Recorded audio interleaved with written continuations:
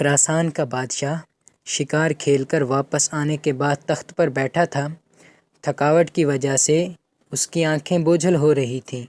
بادشاہ کے پاس ایک غلام ہاتھ باندھے مؤدب سے کھڑا تھا۔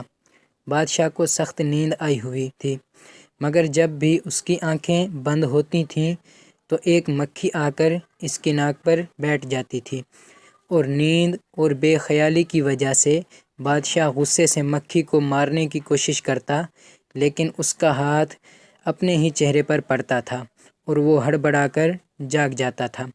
جب 2-3 دفعہ ایسا ہوا تو بادشاہ نے غلام سے پوچھا، تمہیں پتہ ہے کہ اللہ نے مکھی کو کیوں پیدا کیا ہے؟ اس کی پیدائش میں اللہ کی کیا حکمت پوشیدہ ہے؟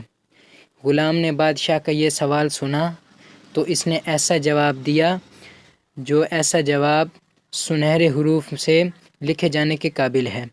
غلام نے جواب دیا، بادشاہ سلامت، اللہ نے مکھی کو اس لیے پیدا کیا ہے کہ بادشاہوں اور سلطانوں کو یہ احساس ہوتا رہے کہ بعض اوقات ان کا زور ایک مکھی پر بھی نہیں چلتا۔ کہتے ہیں کہ بادشاہ کو اس غلام کی بات اتنی بھائی کہ اس نے اسے آزاد کر کے اپنا مشیر مقرر کر دیا۔